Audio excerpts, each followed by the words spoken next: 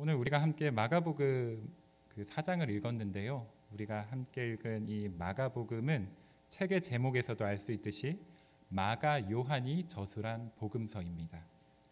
성서학자들마다 조금씩 견해가 다르기는 하지만 대체적으로 주후 65년 이 전후로 해서 마가복음이 저술되었다고 합니다. 그런데 이 주후 65년 전후 이 시기가 어떤 시기냐면 우리가 잘 알고 있는 인물이지요. 바로 로마의 황제였던 네로가 통치하던 시기였습니다. 그러니까 네로가 통치하던 시기에 마가 요한이 이 마가복음을 저술한 것이지요. 마가 요한이 마가복음을 저술했던 이 시기는 기독교 역사에 있어서도 매우 큰 전환점이라 할 수 있는 사건이 발생하던 때이기도 합니다. 우리 성도님들 한 번쯤은 들어보셨을 것 같은데요. 로마의 대화재라고 들어보셨습니까? 네. 주후 65년 전후로 해서 제가 마가복음이 쓰여졌을 것이라고 그 성서학자들이 추론한다 말씀을 드렸는데요. 이 로마에서 대화재가 언제 일어났냐면 주후 64년 7월경에 일어났습니다. 그러니까 정확하게 우리가 마가복음이 65년에 딱 쓰여졌다라고 말할 수는 없지만 그 즈음 해서 이 로마의 대화재가 발생하였다는 것이죠. 이 로마의 대화재가 얼마나 크고 심각한 사건이었냐면 저는 로마에 가보지는 못했지만 생각만 해도 어쨌든 한 도시가 굉장히 크지 않겠습니까? 그런데 그 도시의 절반이 불타버렸다고 합니다. 그럴 만큼 로마의 역사에서도 기록될 만한 아주 큰 화재 사건이었습니다. 그런데 이 로마 안에서 이 대화재를 일으킨 범인이 누구인가? 누가 주도하여서 이런 화재를 일으킨 것인가? 사람들이 수근수근거리며 그 범인을 찾기 시작합니다. 누가 저지른 것 같다. 누구의 소행인 것 같다. 많은 말들이 오고 가는데 그 중에 한 이야기가 돌기를 우리의 황제였던 그 네로가 이 화재를 일으켰다라는 말들이 소문이 계속해서 일어나기 시작합니다. 당연히 군중에서의 그 소문이 네로에게도 들어갔겠죠. 네로가 그 소문을 듣고 기분이 어땠을까요? 만약에 우리 성도님들이 좀 폭군이어서 기분이 좀 그러실 수는 있겠지만 네로의 입장에 처해지셨다면 그리고 또 내가 화재의 범인으로 몰린다면 기분이 어떠시겠습니까? 역사학자들은 그 네로가 당시에는 로마에 없었다고 합니다. 어머니가 휴양 중이셨는데 굉장히 다르네요. 유배하고 휴양. 죄송합니다. 네, 휴양 중이셨는데 어머니를 뵈러 잠깐 그 다른 도시로 이동해 있었다고 합니다. 물론 우리가 진실은 알 수는 없지만 어쨌든 황제였던 네로에게 이 비난의 화살이 몰린다는 것은 네로 입장에선 굉장히 불쾌한 일이겠지요. 그리고 게다가 자신은 황제인데 감히 어디 황제에게 그 비난의 화살을 쏠 수 있는지 화가 머리 끝까지 나지 않았겠습니까? 그런데 계속해서 이 비난이 사그라들지 않자 네로 입장에서는 이제 그 비난의 화살을 다른 곳으로 옮겨야 될 상황이 된 겁니다. 그래서 누구에게 이 비난의 화살을 돌릴 것인가 계속 살펴보다가 한 무리를 택정해서 그들이 바로 이 방화의 주 범인이다라고 몰기 시작하는데요. 그들이 누구냐면 바로 그 당시에 주 예수 그리스도를 나의 구주로 고백하는 그리스도인의 무리, 바로 교회였습니다. 예수님께서 십자가에 달리시고 승천하신 지 약 30여 년밖에 지나지 않았던 때였기 때문에 제자들의 공동체가 그렇게 든든히 세워졌던 때는 아니었습니다. 그렇기 때문에 사회적인 지지가 있기보다는 사회적으로 비난과 그리고 또 그 로마의 법을 제대로 따르지 않으려고 하였기 때문에 약간 반발 세력, 또 우리 그 로마에 반대하는 세력으로 비난을 받던 시기였습니다. 그렇기 때문에 이 방화범으로 몰리면서 사회적으로도 그리스도인의 무리는 많은 핍박을 받았지만 또 경제적으로, 정치적으로도 고립되어지는 사면초가의 상황에 놓여버린 겁니다. 게다가 또 예루살렘을 멸망시키기 위하여서 로마의 박해가 계속 이어지던 시기였는데요. 그렇기 때문에 많은 그리스도인들은 이런 고난과 어려움 가운데 또 오해를 겪게 되고, 그 오해가 오해로 끝나지 않고 그들을 죽음으로 몰고 가는 그 결과를 맞이하게 됩니다. 당시 그리스도인들에게는 그 어느 때보다도 위로와 격려 그리고 참 소망이 필요하였습니다. 희망이라고는 보이지 않던 그 암흑과도 같은 시기였지만, 과연 우리에게 희망이란 남아있는가 스스로를 되돌아보아도 희망을 어디에서도 찾을 수 없는 그 시기였지만, 그럼에도 불구하고 마가 요한은 변함없이 예수님의 말씀을 신뢰하면서 그리스도인으로서 참된 믿음을 가지고 그 고난에 맞서야 한다고 이 마가복음을 통하여서 그 시대의 많은 그리스도인들을 위로하고 격려하고 있는 겁니다. 여기에 함께 모인 우리들 또한 그 크기가 크고 작고 또 기간이 길고 짧고 우리가 처한 그 모습들은 다 다르지만 누구나 다양한 고난과 아픔 가운데 오늘을 살아가고 있지 않습니까? 이 로마 시대 때 겪었던 그리스도인들의 고난에 감히 우리가 비견할 수 있을까? 또 우리가 신앙생활하면서 죽음에 몰리진 않기 때문에 그들과 직접적으로 비교하기는 어려울지 모르지만, 그렇다 하여도 우리가 처하고 우리가 겪고 있는 이 고난과 아픔 또한 내가 보기에는 결코 부족함 없는, 나에게는 너무나 힘든 고난과 어려움 아니겠습니까?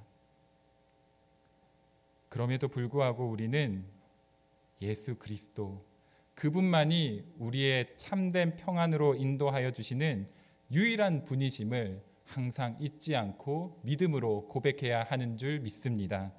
오늘 이 시간에는 우리가 잘 알고 있는 말씀이지요. 마가복음 4장에 기록된 광풍을 잠잠케 하시는 예수님 사건, 이 말씀을 통하여서 하나님의 은혜를 함께 나누고자 합니다. 바라기는 함께 예배하는 이 시간 가운데 삶의 어려움과 그 세상의 두려움에 절망하지 않고 날마다 우리를 지키고 보호하시는 예수 그리스도, 오직 한 분만을 믿음으로 경외하며 살아가기로 다짐하는 사랑하는 우리 모든 성도님들 되실 수 있기를 주님의 이름으로 간절히 축복합니다. 첫 번째로 오늘의 말씀은 오직 예수님만이 우리의 인생에 찾아오는 수많은 어려움을 잠잠케 하여 주신다고 말씀합니다. 당시 예수님과 제자들은 가버나움에서의 사역을 은혜 가운데 잘 마치고 이제 갈릴리 바다를 가로질러서 거라사라는 곳으로 이동하던 중이셨습니다. 그때 갈릴리 바다에 갑자기 큰 광풍이 일어나서 배에 그 광풍이 부딪히게 되었고, 배로 갈릴리 바다의 물들이 계속 들어오게 되면서 배가 침몰하게 되는 위기에 놓이게 됩니다. 그리고 그 배 안에 타고 있던 제자들과 예수님 또한 죽을 수 있는 위기에 놓이게 됩니다. 아무리 예수님이라 할지라도, 그리고 아무리 예수님과 함께 하고 있는 제자들이라 할지라도 그 광풍을 피할 길은 없었습니다. 죽음과 공포가 드리워진 바로 그때에 제자들은 어떻게 합니까? 서둘러서 예수님을 찾기 시작합니다. 그리고 주무시던 예수님을 얼른 깨우고는 예수님께 자신들을 어서 속히 도와달라고 간절히 요청하기 시작합니다. 광풍이 몰려오는 그 앞에, 그리고 우리가 이제 죽게 되었는데 우리가 할 수 있는 것은 아무것도 없어서 그 제자들에게 남은 것이라고는 두려움과 공포, 이것밖에는 없는 것이었습니다. 제자들의 간절한 부르짖음에 그 잠에서 깨어 일어나신 예수님께서는 어떻게 하셨을까요? 우리 함께 오늘의 본문 39절 말씀을 화면을 보면서 다시 한번 읽어보도록 하겠습니다. 예수께서 깨어 바람을 꾸짖으시며 바다더러 이르시되 잠잠하라 고요하라 하시니 바람이 그치고 아주 잔잔하여 지더라. 아멘. 예수님께서는 일어나 광풍이 부는 바다를 향하여서 이렇게 명령하십니다. 잠잠하라 고요하라. 예수님께서는 다른 어떠한 행동을 통해 광풍을 멈추게 하신 것이 아니라 오직 말씀, 그 말씀으로 이 모든 것을 해결하여 주십니다. 광풍 앞에 두려워하는 제자들의 모습이나 또 삶 가운데 수없이 절망하는 우리의 모습이나 사실 인간으로서는 너무나 당연한 모습입니다. 두렵고 그 공포에 질려서 나약해지는 모습이 비단 성경 속의 제자들만의 이야기겠습니까? 함께하는 우리들 또한 상황과 환경에 수없이 영향을 받는 참으로 연약한 존재들 아니겠습니까? 그렇기 때문에 무엇보다 우리에게 필요한 것은 광풍과도 같은 나의 삶의 어려움과 문제들 앞에서 나 자신의 한계를 철저히 인정하고 오직 예수님께로만 나아가는 절실함이 우리에게 필요한 것입니다. 사랑하는 성도 여러분, 나의 앞에 놓인 이 고난이 염려스럽고 왜 이런 고난을 나에게 겪게 하시는지 이해할 수 없을 때에 예수님께서는 오늘 말씀으로 우리를 위로하여 주시고 우리에게 새 힘을 더하여 주십니다. 우리 함께 요한복음 14장 27절의 말씀을 화면을 보며 한 목소리로 함께 읽어보겠습니다. 평안을 너희에게 끼치노니 곧 나의 평안을 너희에게 주노라. 내가 너희에게 주는 것은 세상이 주는 것과 같지 아니하니라. 너희는 마음에 근심하지도 말고 두려워하지도 말라. 아멘. 사랑하는 성도 여러분, 이 말씀처럼 우리의 삶의 어려움 가운데 그저 절망하고 두려워 떨어서 이제는 다 끝났다고 주저하기보다는 항상 우리와 동행하시는 임마누엘의 하나님을 신뢰하면서 우리 인생에 찾아오는 그 수많은 어려움들을 잠잠케 하시는 하나님의 말씀을 붙잡고 나아가는 우리 모든 성도님들 되시기를 간절히 소망합니다. 그러할 때에 하나님께서는 그 광풍을 말씀으로 잠잠케 하여 주셨던 것처럼 우리 삶의 수많은 어려움도 말씀으로 잠잠케 하여 주시며 우리의 생명을 지켜 보호하여 주시며 다시 우리의 삶을 기쁨과 은혜 가운데 살아가게 하여 주실 줄 믿습니다. 이 은혜가 우리 모든 성도님들의 삶 가운데 충만히 경험되어질 수 있기를 주님의 이름으로 간절히 축복합니다. 두 번째로 오늘의 말씀은 오직 예수님만이 우리 삶의 어려움을 잠잠케 하여 주실 뿐만 아니라 우리 마음의 두려움까지도 잠잠케 하여 주신다고 말씀하십니다. 함께 오늘의 본문 38절 말씀을 다시 한번 보겠습니다.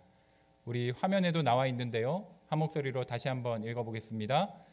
예수께서는 고물에서 베개를 베고 주무시더니 제자들이 깨우며 이르되 선생님이여 우리가 죽게 된 것을 돌보지 아니하시나이까 하니. 아멘. 우리가 앞서 나누었던 것처럼 광풍을 만난 제자들은 급히 주무시던 예수님께로 나아갑니다. 그리고 예수님을 깨우며 지금 당장이라도 우리가 죽게 되었으니 제발 우리를 살려달라고 예수님께 간절히 매달리기 시작합니다. 우리가 38절 마지막을 보면 우리가 죽게 된 것을 돌보지 아니하시나이까 라는 말씀이 나오는데요. 여기에서 죽게 되다 노란색으로 표시되어 있지요. 이 죽게 되다라는 그 단어의 헬라어 원어를 보면 아폴리미라는 단어가 사용되는 것을 알 수 있습니다. 이 아폴리미라는 단어가 무슨 의미냐면 크게 두 가지의 의미를 가지고 있는데요. 먼저 겉으로 드러나는 첫 번째 의미는 우리가 죽게 되다라는 그 말을 봤을 때 딱 떠오르는 것처럼 이 땅에서의 우리의 생명이 끝나는 것을 의미합니다. 그러니까 우리가 아는 이 땅에서의 죽음, 그것을 바로 의미하는 것이 아폴리미의 첫 번째 겉으로 드러나는 의미입니다. 그런데 제가 계속해서 강조하고 있는 것이 있죠. 겉으로 드러나는 의미는 이 땅에서의 죽음을 의미하는 것인데, 그렇다면 속에 숨겨진 또 다른 의미도 있다는 것 아니겠습니까? 이 아폴림이라는 단어가 가지는 두 번째 의미가 무엇이냐면 바로 하나님의 심판으로 인한 영원한 죽음을 의미합니다. 자, 이것이 무엇을 의미할까요? 우리가 이 땅에서의 삶을 다 마치면 어디로 갈 것이라고 믿으며 살고 있습니까?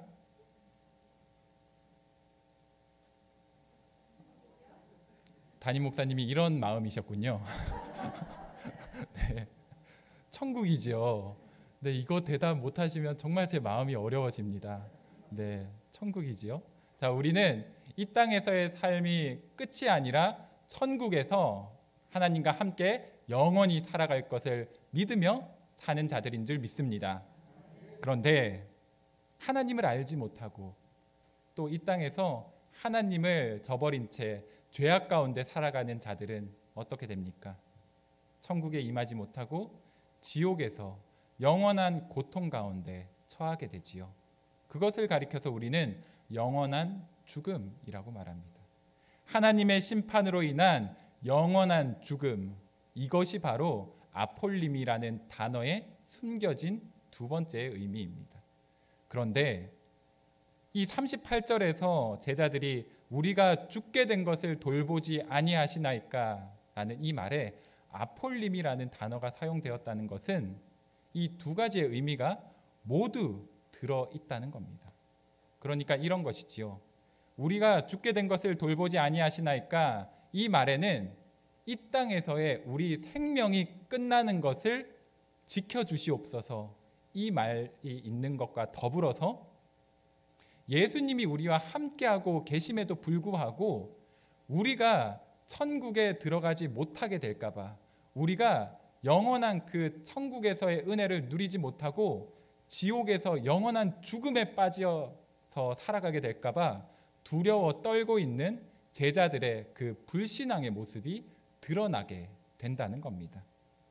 지금 제자들은 광풍을 만나게 되면서 이 땅에서 죽게 될까 봐 떨고 있는 것과 더불어서 눈앞에 닥친 광풍 때문에 함께 하시는 예수님마저도, 그리고 예수님을 통하여서 우리에게 주신 영원한 구원의 그 은혜마저도 불신하게 되었다는 것이 이 아폴림이 죽게 되다라는 그 제자들의 말에 담겨 있는 진짜 의미인 겁니다. 예수님을 믿는다는 것은 살아가는 이 땅의 시선을 멈춰 세우는 것이 아니라 그것을 더 확장시켜서 하나님 나라로까지 볼 수 있는 것, 그것이 바로 예수님과 함께하는 자들의 시선 아니겠습니까? 예수님께서는 광풍 앞에 두려워 떨면서 이제 곧 죽게 되었음을 애통해하는 제자들에게 이렇게 말씀하여 주시는데요. 우리 함께 오늘의 본문 40절 말씀을 앞에 화면을 보면서 다시 한번 읽어보도록 하겠습니다. 이에 제자들에게 이르시되 어찌하여 이렇게 무서워하느냐, 너희가 어찌 믿음이 없느냐 하시니. 아멘. 예수님께서는 결코 제자들을 한순간도 떠난 적이 없으셨습니다. 내가 너희와 함께 하고 있는데 왜 너희는 나를 믿지 못하고 죽을까 봐 두려워하고 있느냐?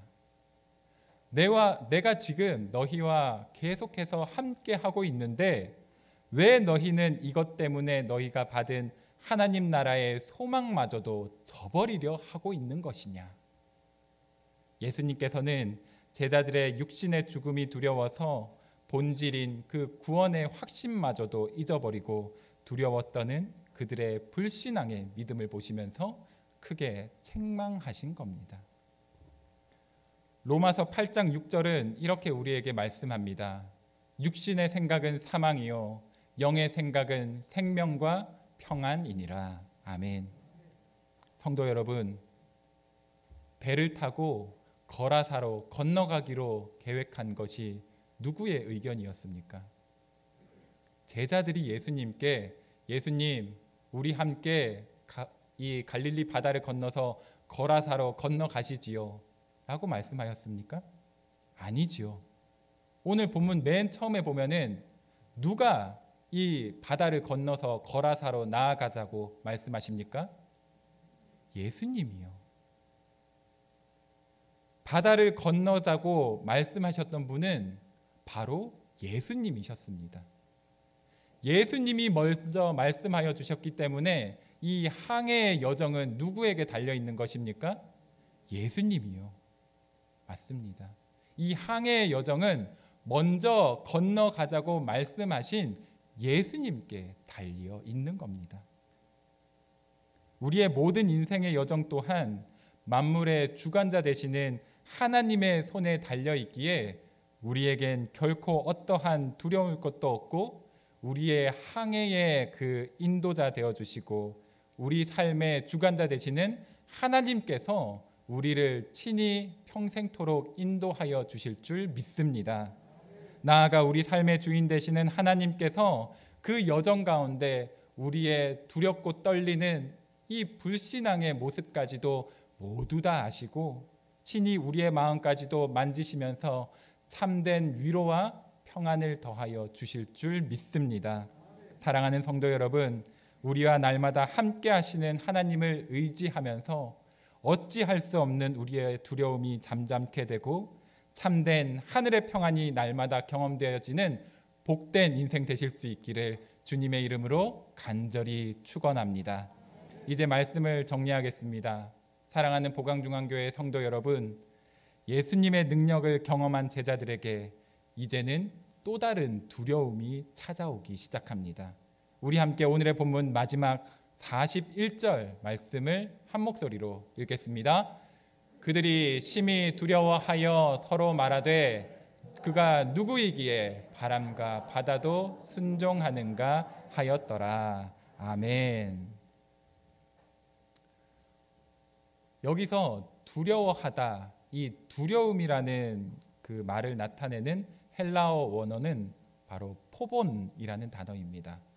헬라어 포본은 신적인 권능 앞에서 느껴지는 놀라운 인간의 감정, 그러니까 감히 우리가 어찌할 수 없는 신적인 존재를 만났을 때 겪게 되는 그 감정을 바로 포본, 두려움이라고 말하는 겁니다. 제자들이 이전에, 그러니까 광풍을 만났을 때에도 두려움은 가지고 있었습니다. 그런데 그때는 어떠한 두려움이었습니까? 인간적인 두려움이었지요. 이 광풍을 만났을 때 내가 죽게 되었다는 두려움, 그리고 영원한 죽음에 거하게 될지 모른다는 그 두려움, 그 불신앙의 두려움이 그들을 사로잡고 있었지만 바람과 바다를 잠잠케 하시는 예수님의 권능을 체험하게 되었을 때 제자들은 어떻게 되었습니까? 예수님을 경외하며 예수님의 그 권능에 따라 예수님을 항상 바라보면서 예수님을 믿음으로 바라보면서 살아가기로 다짐하는 그 권능, 그 경외함의 두려움으로 변화된 것입니다. 인간의 두려움에서 신적인 권능 앞에 느껴지는 그 거룩한 두려움으로 바뀐 것이 이 제자들, 그 41절에 나오는 두려움의 참된 의미인 겁니다. 외적인 고난이 나를 어렵게 하고 두려움이 내면에서 용솟음칠 때에 항상 기억하시기 바랍니다. 성도 여러분, 하나님께서는 우리와 늘 함께 하여 주십니다. 천지를 창조하시고 인류를 번성케 하시고 이스라엘의 흥망성쇠 가운데도 하나님께서는 떠나지 않으시고 항상 함께 하여 주셨습니다. 그리고 누구도 벗어날 수 없는 죄악의 고리를 친히 끊어내어 주고 그 인류의 구원을 위하여서 예수님의 십자가 사랑을 통해 하나님께서는 친히 우리와 함께 하고 계심을 나타내 보여주셨습니다. 그리고 나아가서는 오늘을 살아가는 우리의 모든 삶 가운데도 하나님께서 성령으로 친히 함께하여 주셔서 이 어려움과 고난과 두려움 가운데서도 우리가 무너지지 않고 항상 하나님만 바라보며 살아갈 수 있도록 우리와 항상 동행하여 주시는 줄 믿습니다.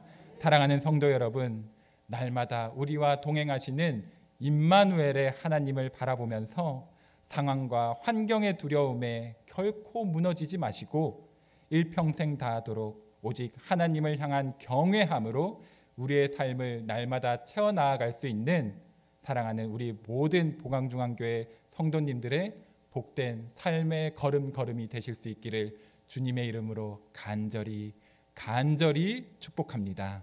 함께 기도하겠습니다. 사랑의 하나님, 연약한 우리들을 오늘도 잊지 않으시고 귀한 예배로 인도하여 주심에 감사드립니다. 오늘 말씀을 통하여서 만물을 통치하시고 우리의 두려움까지도 경외함으로 변화시켜 주시는 주님의 은혜를 다시 한번 깨닫게 하여 주시니 이 또한 감사드립니다. 나의 지혜와 능력을 과신하며 하나님을 바라보기를 더디하였던 우리의 교만함을 용서하여 주시옵소서. 그리하여 두려워 떠는 우리의 마음을 평온케 하여 주옵시사. 날마다 우리를 승리의 길로 인도하시는 하나님만을 경외하며 살아가는 모든 주의 백성들 될 수 있도록 주여 친히 함께 동행하여 주시옵소서. 이 모든 말씀 예수님의 이름으로 간절히 기도드리옵나이다. 아멘.